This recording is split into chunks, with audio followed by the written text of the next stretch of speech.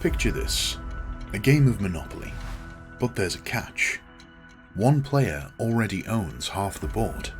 The bank keeps printing more money to keep things afloat, and every time someone lands on Boardwalk, they're hit with fees so high they need a loan just to stay in the game. Sound unfair? Congratulations, you just described modern capitalism in action. What if I told you that capitalism, the system that built skyscrapers, funded space travel, and made Jeff Bezos rich enough to escape gravity, was never designed to last forever? In fact, history is screaming at us right now, flashing neon signs that read, "System failure incoming." Let's break it down, fast and sharp, no fluff, because what's happening today isn't random. It's part of a cycle we've seen before, and if you know how the story goes, you know what comes next. Let's rewind. Every major economic system, from feudalism to the industrial revolutions, followed a pattern. Boom, inequality, crisis, and then snap, either collapse or radical transformation. Ancient Rome, they built the greatest economy of their time, fueled by expansion and trade. Then, wealth concentrated at the top, the middle class evaporated, and the empire's economy became a rotting corpse, held together with debt and cheap labor. Sound familiar? Fast forward to the 19th century, the Gilded Age. A few elites controlled entire industries. Workers got scraps, and then bam. Labor movements, strikes, the Great Depression.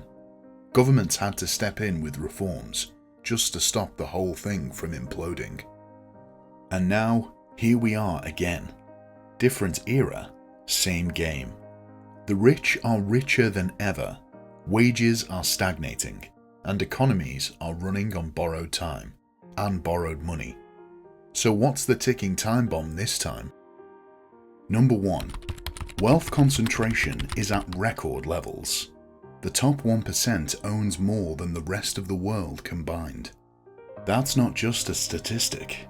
That's a flashing red light.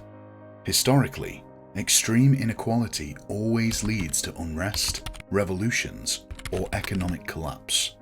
Always. Number 2. Our economy is a house of cards. The only thing keeping the system running is debt. Governments are borrowing at insane levels. Consumers are drowning in credit, and central banks are artificially propping up the markets with money printing. If you think that's sustainable, you might also believe monopoly money can pay your rent. Number 3. Technology is replacing jobs faster than we can create them. AI, automation, self-checkouts. Companies love efficiency, but efficiency doesn't pay your bills. If we don't rethink how wealth is distributed, we're heading straight for a crisis where millions are jobless, and the ultra-rich wonder why nobody is buying their products anymore. Now, let's throw in the real spice, geopolitics. Because when capitalism starts cracking, global power struggles heat up. We're watching the biggest economic shift since World War II. The US and China are locked in an economic war, fighting over resources, supply chains, and technological dominance. The dollar's grip on the world is slipping, and countries are scrambling to secure their own interests. This isn't just politics. This is about who controls the future of money and trade.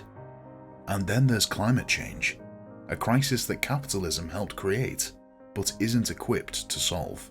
Fossil fuel profits still dictate policy, yet the planet is on fire. Governments are stuck between keeping economies running and avoiding ecological collapse. That's not a sustainable equation. So where does this lead? Let's look at our options. Reform. Governments could step in, again, with stronger safety nets, wealth redistribution, and regulations to stop the worst excesses.